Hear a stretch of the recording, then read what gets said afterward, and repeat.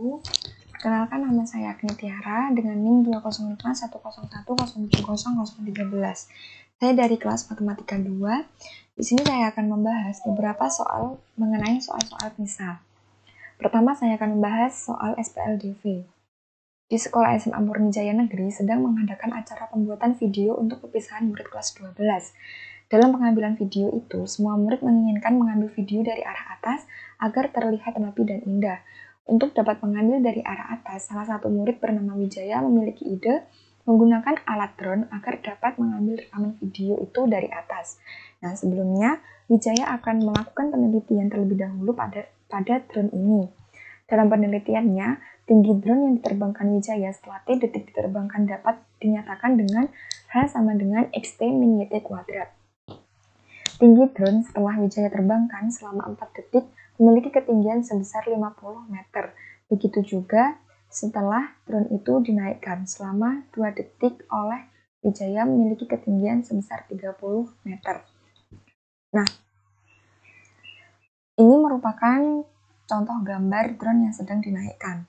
Selanjutnya kita bahas soal yang A, yaitu dari percobaannya itu, kemudian Wijaya berpikir untuk bisa mengetahui ketinggian drone ini setelah dinaikkan selama 3 detik, maka harus mengetahui nilai X dan Y-nya terlebih dahulu. Menurutnya, nilai X dan Y hanya kisaran tidak lebih dari 15. Nah, bagaimana pendapatmu? Apakah setuju dengan Wijaya? Berikan strategimu mengenai hal tersebut.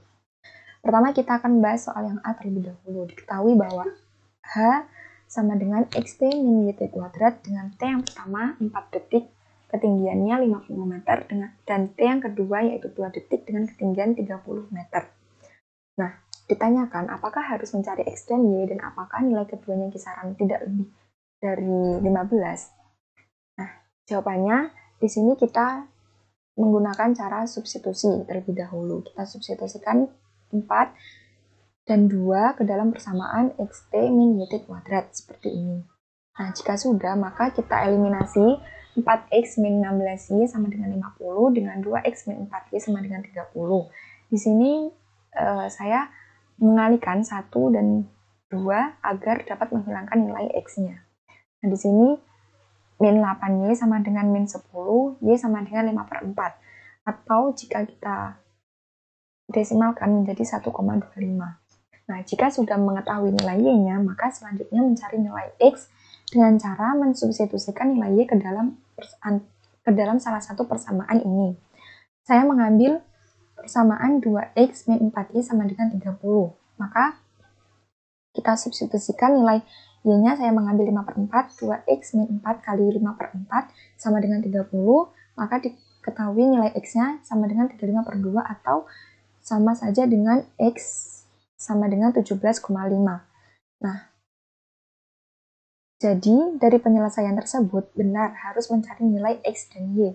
Selain itu, dapat diketahui juga bahwa memang benar nilai Y kurang dari 15, akan tetapi pada nilai X bernilai lebih dari 15.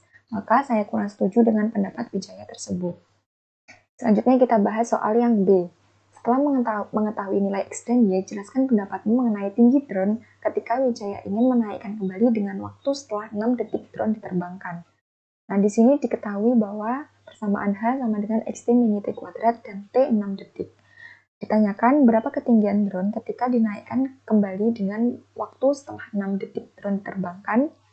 Nah, di sini kita substitusikan nilai yang sudah kita cari tadi, nilai X, Y, dan juga T dalam soal B ini ke dalam persamaan XT H sama dengan XT min YT kuadrat. Menghasilkan, kita substitusikan semuanya dengan nilai X-nya 35/2, T-nya 6, Y-nya 5/4, T-nya 6. Nah, di sini menghasilkan 105 dikurangi 45 menjadi 60 meter.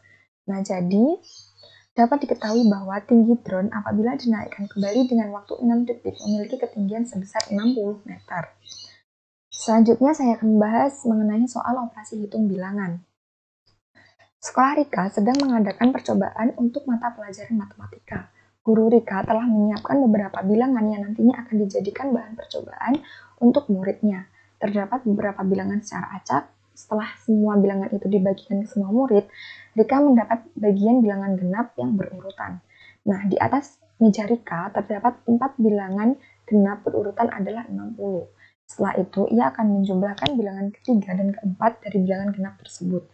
Nah, bagaimana caramu agar membantu Rika menyelesaikan percobaan itu dengan benar?